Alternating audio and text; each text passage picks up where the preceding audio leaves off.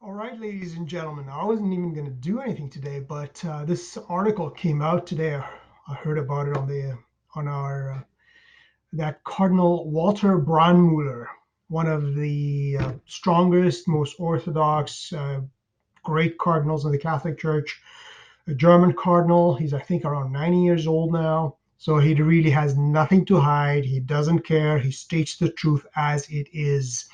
He is a good friend of Pope Benedict XVI, and he actually blamed Pope Benedict for some of the troubles we're in at the moment for his resignation. His resignation, if we assume it's even valid. Anyways, and he is pretty blunt, and he was pretty blunt in the recent past for different articles I was reviewing on another channel. But anyways, so for today, we are June, what are we today? 28th, 2019.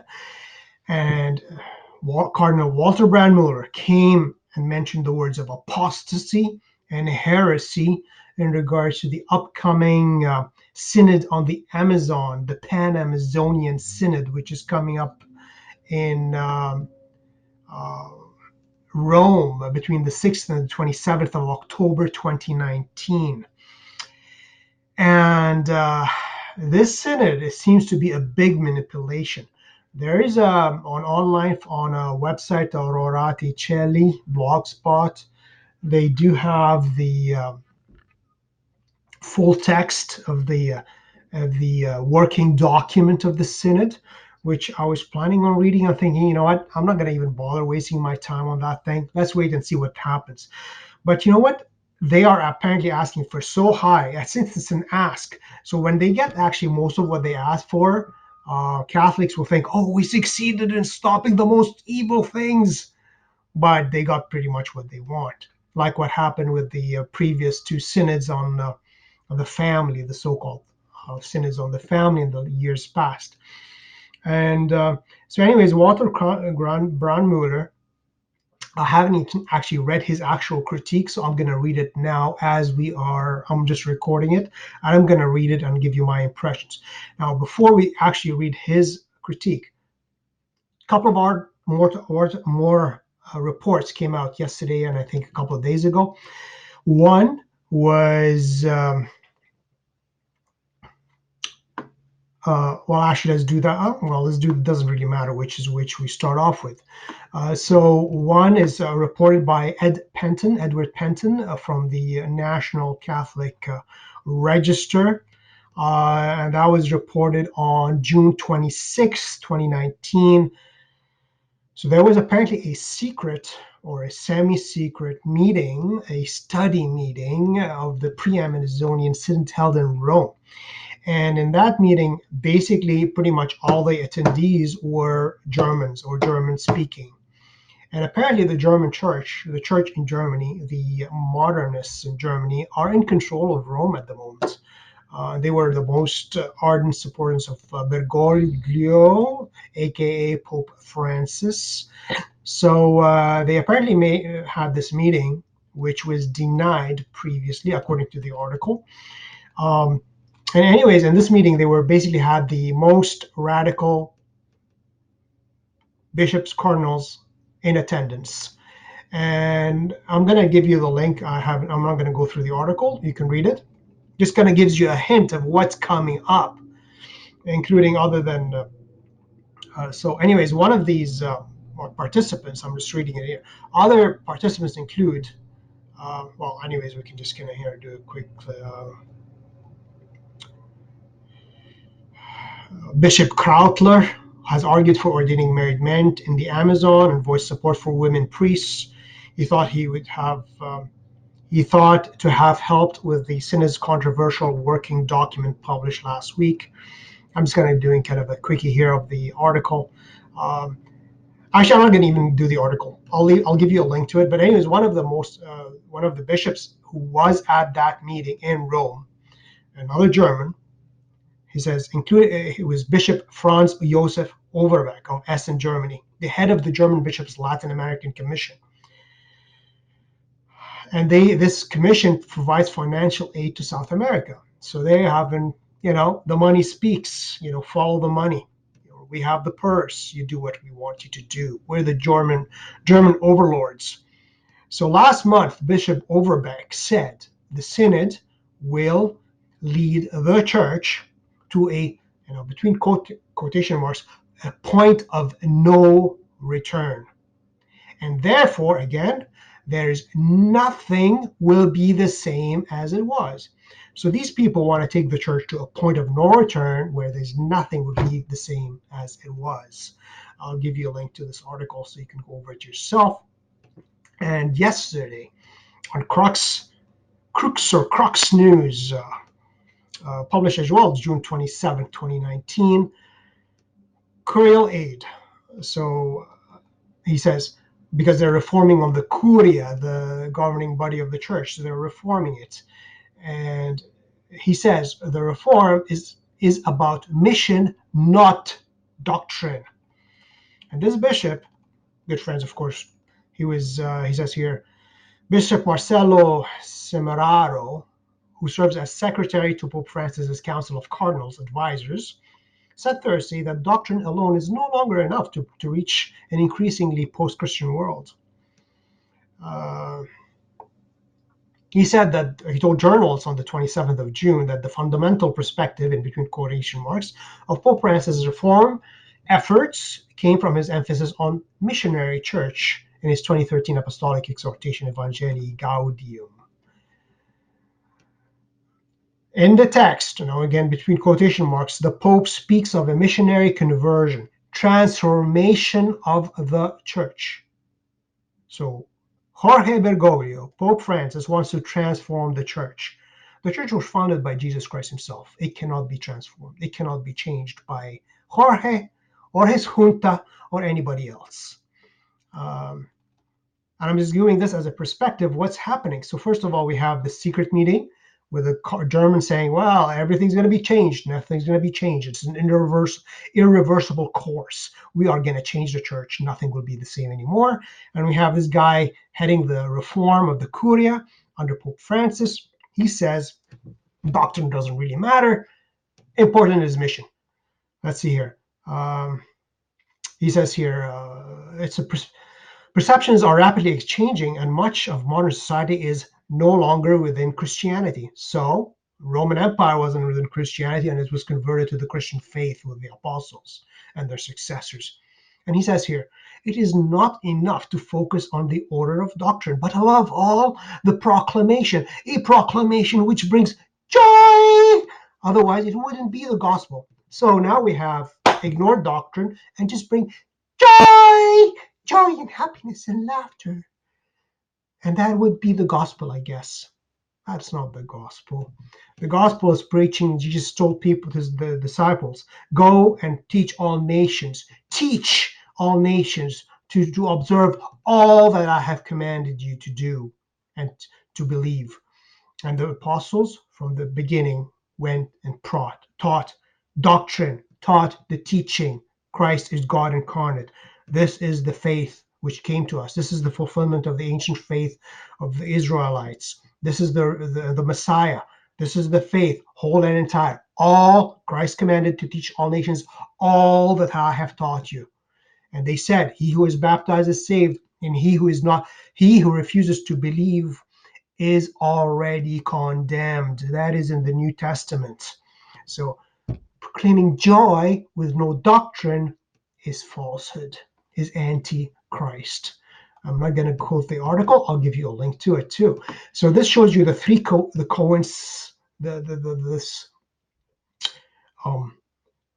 these three things come together. And now Walter Brandmüller, who has the article, and there are other good. If you search online, you'll find Catholic commentators commenting on this working document on the Amazon. I'll wait till the final document and see what it is. No, I mean, it's pretty bad. It seems like pantheism, paganism, ecology, worshiping earth and then God, learning from pagans how to be good Christians instead of actually teaching those who do not believe in the true religion how to obey Christ and God incarnate and his commandments and the teachings of the church and convert. And apparently there's a lot of attacks on the Spanish conquistadors and Christopher Columbus, who brought the faith to the Amazon. Most of the people who died, the Indians, died from infectious diseases. And actually, there's a lot of tribes joined the conquistadors to fight the Aztecs, who were slaughtering them by the thousands every day, ripping the hearts of people, offering it to their demon gods. And they joined forces. There are historical documents to that effect, that the few conquistadors could not have triumphed over this empire, the Aztecs. They couldn't, impossible. They could have been slaughtered. But God was with them, and other tribesmen, Indians, joined forces with them. Of course, they attacked him. What? To bring the faith of Christ to save the nations? The church has always condemned forced conversion. You do not force anybody to convert. That is a fake conversion. Even the church in the Middle Ages, when certain princes tried to force conversion of Jews, the Catholic Church stood against the forced conversion of Jews. We do not force anybody to convert. Anyways, a good movie to watch is Apocalypto by Mel Gibson. Very realistic, filmed in the native tongues, and shows you the tribes raiding different tribes, capturing people to offer them to sacrifice, and sacrificing them, ripping their hearts out and offering to their gods. Anyways, so let's go now to the point of this video is Cardinal, the great Cardinal Walter Brandmüller. He's 90 or a bit more. How long is he going to live? I mean, God give him strength. So he doesn't care what people say. Certain commentators said, we don't like hearing the word heresy. We don't like hearing the word apostasy. I can't just. Well, truth is truth. He speaks like the apostles spoke. Cardinal Walter Brandmüller. I'm reading it with you at this instant. And it's not very long. It's like a page and a half or something. So here it is. A critique of Instrumentum Laboris of the Amazon Synod by Cardinal Walter Brandmüller, June 27th, 2019. And I'll give my impressions while I'm reading it. Introduction. It is truly astonishing, that's what Cardinal Walter Brandmüller says, that contrary to former assemblies, the upcoming Synod of Bishops on the Amazon will deal exclusively with a region of the earth whose population is just half of Mexico City. That is to say, 4 million people. This also raises suspicions regarding the true intentions to be implemented in a hidden way at the October Assembly. It's like the devil, he works in darkness in hidden ways, not obviously. But one especially has to question the understanding of religion, Christianity, and the church that forms the basis of the recent published Instrumentum Laboris. This shall be examined here with the help of individual elements from the text. Let's continue. So why a synod on this region? Brandmüller asks. In principle, we must ask why a synod of bishops should deal with topics which at best, as it is now the case with 3/4 of the Instrumentum Laboris, relate only marginally to the Gospels and the Church. Clearly, there is an encroaching interference here by a synod of bishops into the purely secular affairs of the Brazilian state and society. So we see the church trying to interfere in this secular state. What do ecology, economy, and politics have to do with the mandate and mission of the church? What? That's what's asked. Cardinal Brandmüller says, what does ecology, economy, and politics have to do with the mandate and mission of the church? Which is to preach the gospel, convert people, save them, baptize them. That's the mission of the church. Anyways, more importantly, what professional expertise authorizes an ecclesial synod of bishops to express itself on such topics? Like, what do they know? Are they experts in ecology and politics? And Should the Synod of Bishops indeed do this, it would be a crossing of boundaries and act of clerical presumption which state authorities would have to reject. So he tells them, look, so the government could out and out dismiss it. You don't have the authority to discuss ecology with us. Unnatural religions and inculturation. We're continuing. Furthermore, throughout the Instrumentum Laboris, one finds a very positive assessment of natural religions, including indigenous healing practices, etc., even mythic religious practices and cult forms. In the context of the call for harmony with nature, for example, there's even talk about dialogue with spirits, number 75 in the documents. It is not only the Rousseauian or Enlightenment ideal of the noble savage that is being contrasted with the decadent European. The line of thought continues right up to the turn of the 20th century, ending in a pantheistic idolatry of nature. Pantheism means basically like God is everywhere and in everything. So it says here, this ending in a pantheistic idolatry of nature. So worship, like God, St. Paul says, they have worshipped the creature than the creator. Hermann Claudius, 1913, created the hymn of the Socialist Workers Movement. Here's the hymn. When we walk side by side. One verse reads, birches green, seeds of green, with a pleading gesture of old Mother Earth, extends her full hands, that man may become her own.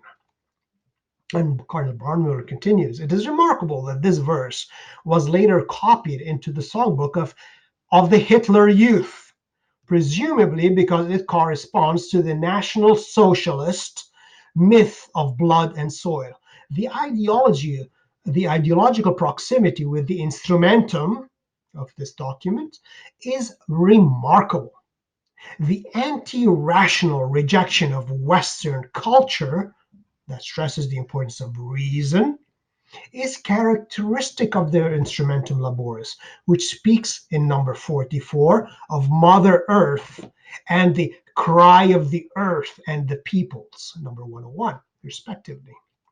So they almost give the earth a persona, like it's alive, it's a person. The earth actually speaks. Okay, let's continue. According to the territory, the forests of the Amazon region even become a locus theologicus, a special source of divine revelation. There are epiphanic, like in the Epiphany revelation, there's epiphanic places where the reserve of life and wisdom, it's quoting the document now, epiphanic places where again quoting the document, the reserve of life and wisdom for the planet is manifest, a life of wisdom that speaks of God, number 19. Brandmüller continues, the anti-rational rejection of the Western culture, which stresses the importance of reason, is characteristic of Instrumentum Laboris. When you reject reason, you reject logic, you reject God. God is reason. Jesus Christ is the Logos, the Word, and the Word is reason.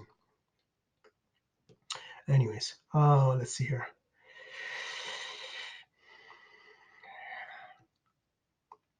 Reason. Meanwhile, the subsequent regression from, he just mentioned it. Meanwhile, the subsequent regression from logos to mythos, myth, is raised to the criterion of what the Instrumentum Laboris calls the inculturation of the church. The result is a natural religion in Christian masquerade.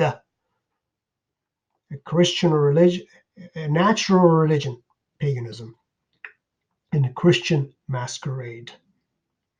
The concept of inculturation is perverted in the document, for it proposes the opposite of what the International Theological Commission presented in 1988 and what has already been taught by the Second Vatican Council's decree on the Church's missionary activity ad gentes. Now, he continues. Yeah, it's pretty much done. It's not too much longer. He continues, on the abolition of priestly celibacy and introduction of a female priesthood. Pope John Paul II, I haven't read this yet, Pope John Paul II decreed, and it is in an infallible papal declaration, because as in previous videos I mentioned, there are certain criteria for infallibility. It has to be something which has always been taught by the church, and that this teaching is binding upon all Christians, upon all church Catholics, that this is cannot be changed, and comes to us from the apostles and a couple other reasons. So anyway, as I recall, Pope John Paul II decreed that it is, he decrees that women cannot be ordained to the priesthood. It is impossible. The church does not have the power to do so. So anyways, apparently they're trying to do so, because, if doctrine doesn't matter, as the Pope's Curia guy is trying to reform the church, doctrine doesn't matter. Mission, which is mission of joy, and then you have the Germans and the secret meeting in Rome saying that the church will no longer be the same, and we're going to a point of no return. So now let's read what Cardinal Walter Brandmüller says here. It is impossible to conceal that the Synod intends above all to help implement two most cherished projects that heretofore have never been implemented, namely the abolition of priestly celibacy and the introduction of a female priesthood, beginning with female deacons. Again, I mentioned previously, if you look at any of the ancient documents of the church, from the Apostolic constitutions, Hippolytus,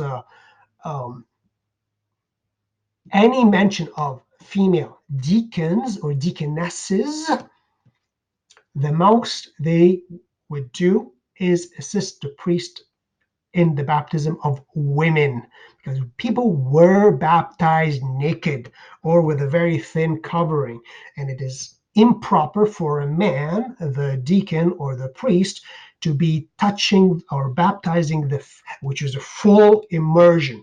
So they brought a woman while the priest did the baptism, but the deaconess helped in covering the woman up and helping her, or accompany the priest if he was going to give her visiting the sick or so forth. And they had zero liturgical function. And even the early documents, they specifically state widows and deaconesses hands are not imposed upon them, so they are not ordained. But of course, the modernist heretics who are trying to pervert the faith, destroy the church, pretend otherwise. Anyways, let's continue here. Introduction of female priesthood, beginning with female deacons. In any event, it is about, again, it's quoting this document, identifying the type of official ministry that can be conferred on women in the church, number 129, number A3. In a similar manner, again, another quote, room is now opening up to create new ministries appropriate to this historical moment. It is the right moment to listen to the voice of the Amazon, number 43. So historical moment and the voice of the Amazon. Wow. Anyways, let's continue. But the fact is admitted here that in the end, John Paul II also stated with the highest magisterial authority that it is not in the power of the church to administer the sacrament of holy orders to women. I say it is an infallible declaration. There were very limited few infallible declarations, because Pope John Paul II, if you read his declaration, it matches the criteria of an infallible and irreformable declaration that the church cannot and has not have the power to ordain women to holy orders. Period. Indeed, and he continues, Cardinal, indeed, in 2,000 years, the church has never administered the sacrament of holy orders to a woman. The demand, which stands in direct opposition to the fact, shows that the word church is now being used purely as a sociological term, on the part of the authors of the Instrumentum Laboris, thus implicitly denying the sacramental hierarchical character of the Church.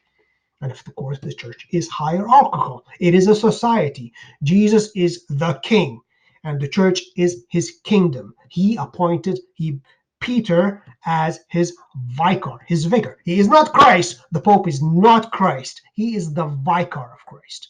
He is to do Christ's will. And the bishops are the successors of the apostles. And then the priests are the assistants of the bishops. And the deacons are as well the assistants of the bishops. And the Church has always taught that from the beginning. Now, let's continue here. On the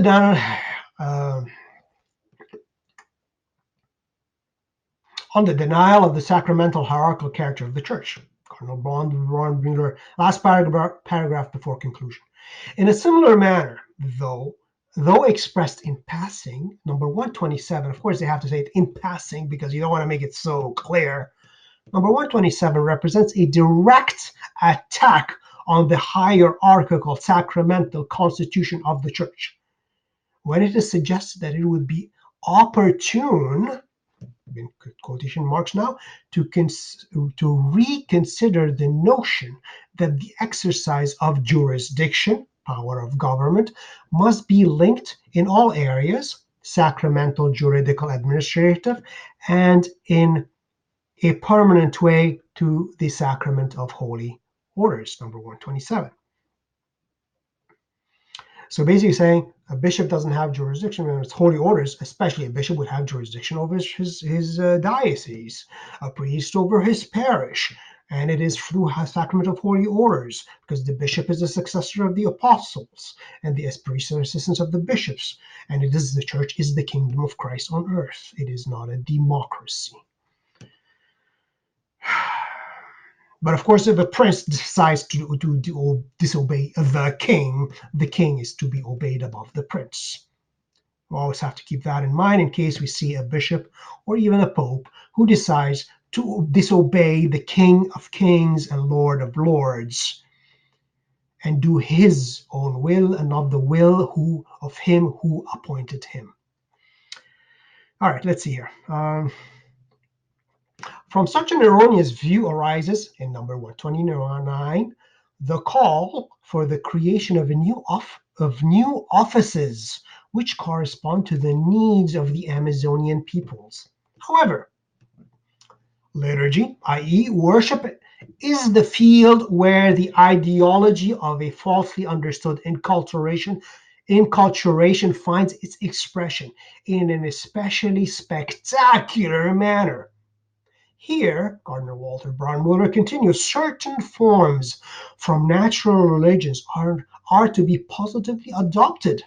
The Instrumentum Laboris does not hold back from demanding that the poor and simple people may express their faith through images, with an exclamation point, not the Church's faith, not the faith of the Church, not the faith which comes to us from the apostles, not the faith which was revealed once and for all. No, it is their faith through images, symbols, traditions, rites, which is ceremonies, and other sacraments. They even use the word sacraments, number 126e. So basically paganism. This certainly does not correspond to the and Cardinal Walter Brandmüller. This certainly does not correspond to the precepts of the Constitution Sacrosanctum Concilium, or which is the document on the liturgy of Vatican II, which I have to say had some good things, had some bad things, but it had time bombs, as the great Michael Davies says, time bombs, which were detonated after Vatican II, because that same document says about preservation of Latin and the Latin rites, which means there's still Latin rites. It's not just the Roman. The Gregorian chant is to be maintained, given pride of place. Polyphony is to be encouraged. None of that happened, of course. It gives the extent, people may be allowed to, first actually it insists that people learn how to say the responses in Latin, But he says, sometimes we can add a vernacular. Of course, the whole thing went upside down. We're not getting into it now, but he quotes Sacrosanctum Concilium. Nor are those of the decree on the church missionary activity agentis. It also manifests a purely horizontal understanding of the liturgy. But I have to say to Cardinal Walter Brandmüller, and I'm pretty sure he knows, that the new rite of Paul VI, the Novus Ordo Missae, all of the rites of Paul VI, he changed every single sacramental rite of the Roman Church into a more horizontal understanding, into a more a watered down Catholicism. So it is no longer offensive to our separated brethren who deny the Catholic and Apostolic faith. So this is actually just goes all the way into paganism now. It also manifests pretty horizontal understanding of liturgy. Conclusion. Almost done now. What is the conclusion of Cardinal Walter Brandmüller? God give him many more years. Summa summorum, the instrumentum laboris burdens the sin of bishops and ultimately the Pope with a serious break. Okay, listen to this. Summa summorum, the instrumentum laboris burdens the Synod of bishops and ultimately the Pope with a serious break with the depositum fidei.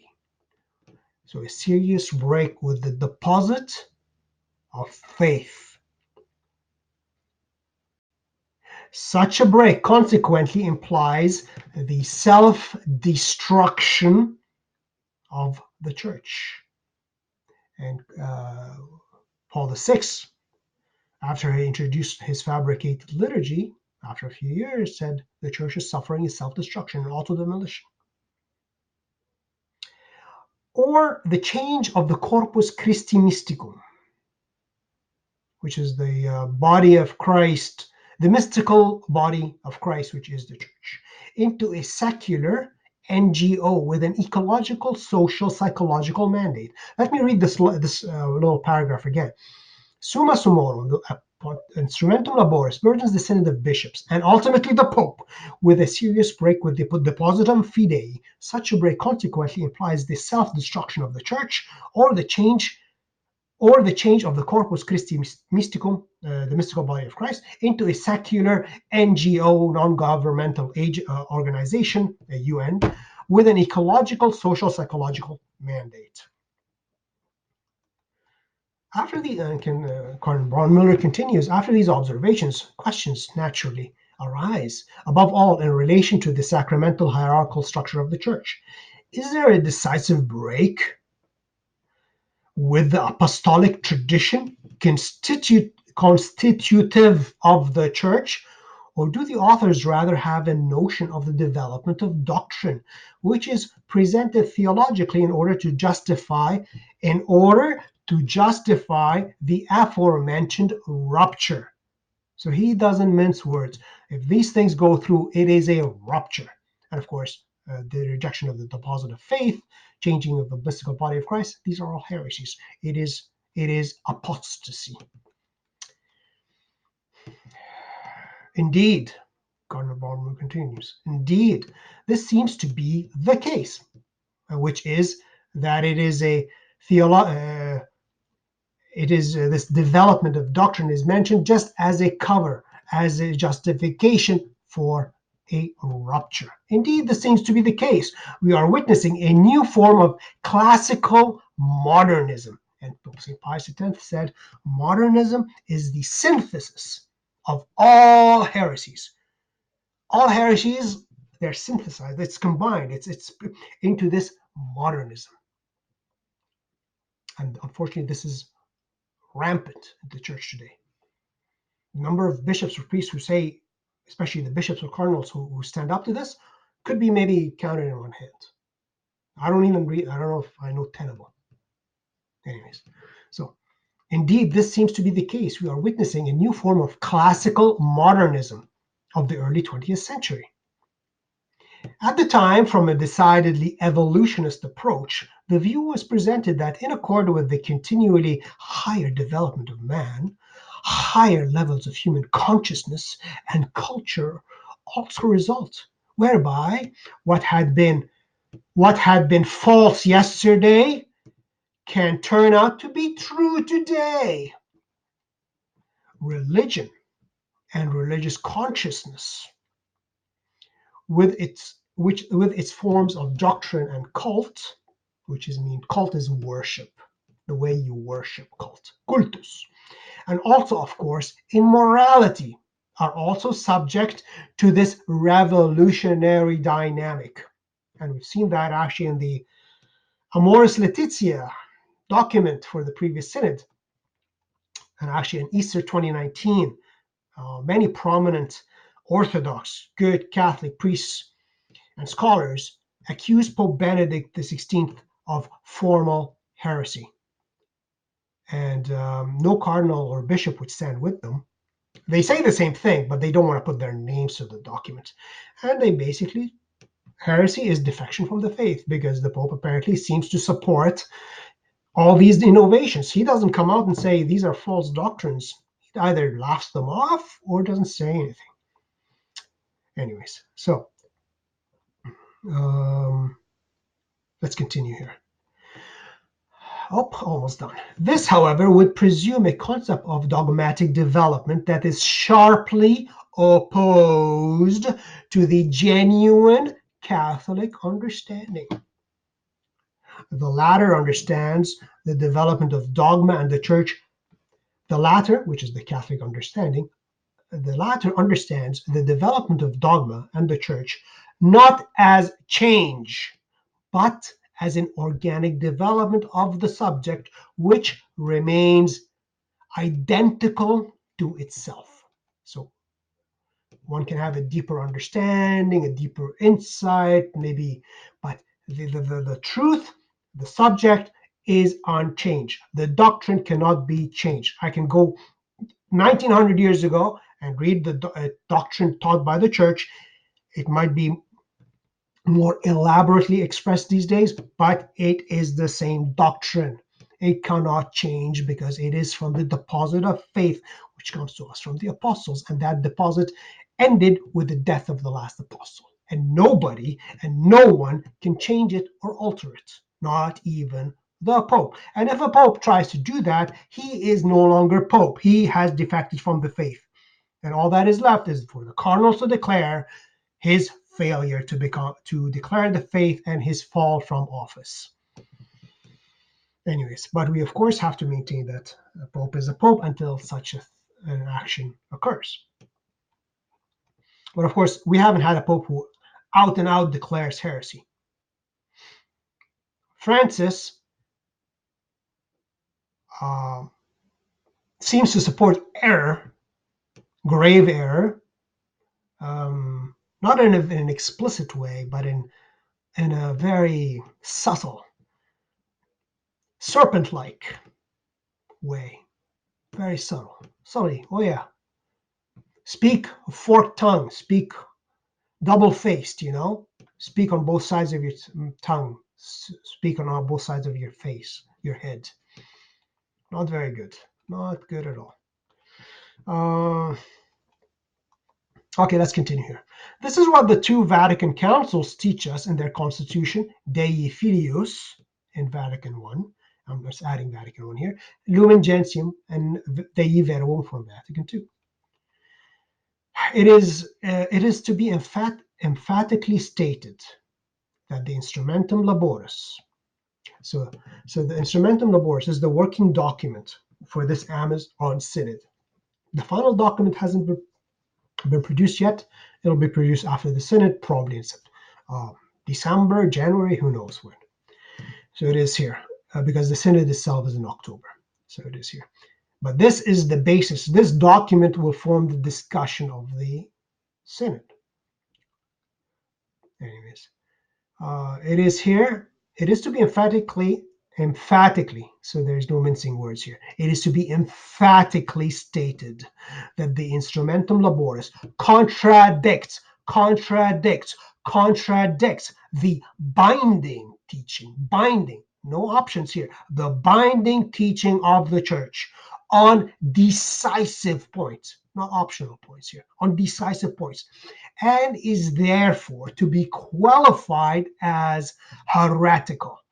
So this document is, because it contradicts the binding teaching of the church on decisive points, is to be qualified as heretical. Heretical is defection from the faith. It is not Christian.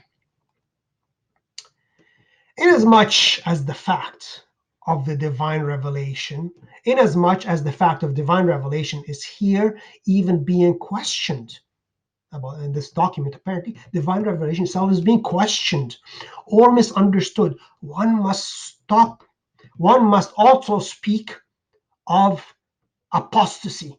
So not only heresy, but apostasy. Heresy is defecting from the faith. Like, oh, I don't believe, the bread and wine is turned into the body and blood of Christ. It's just symbolic. That's heresy, period. But I don't even believe that God revealed anything to us that we have to uphold or believe. That is apostasy, because you apostatize from the whole faith.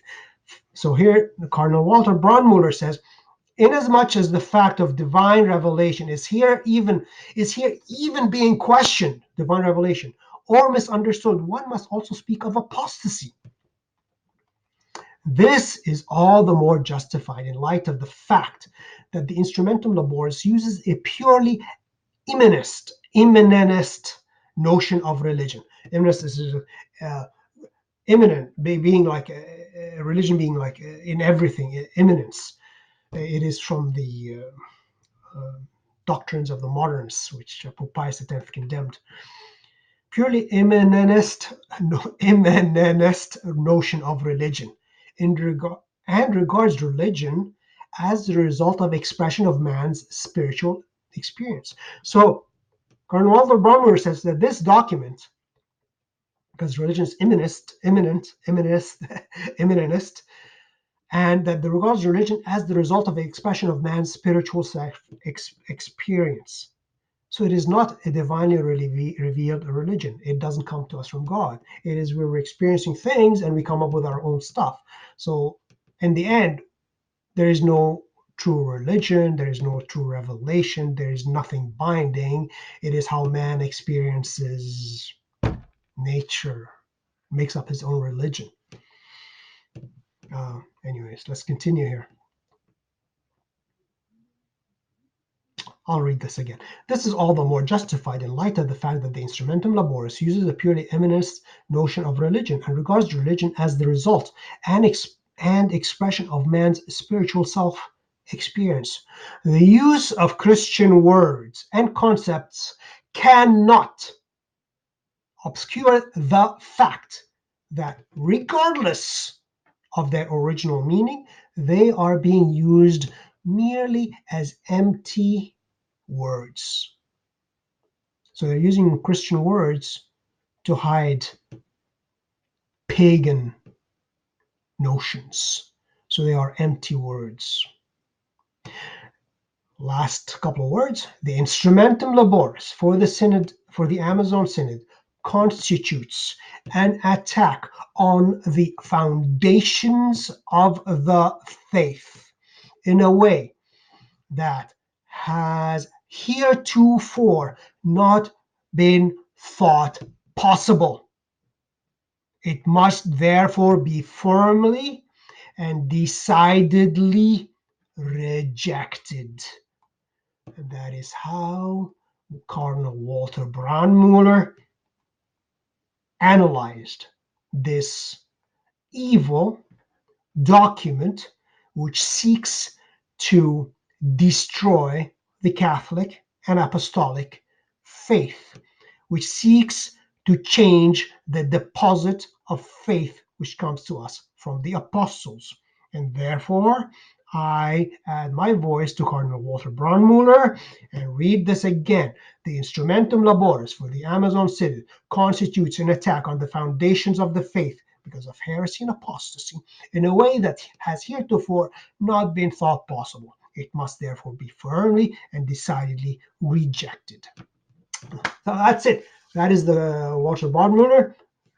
So what can we do? Well, we can keep an eye on it. We can bring it up in social media, on the various Catholic websites, read the actual document, comment on it, critique it.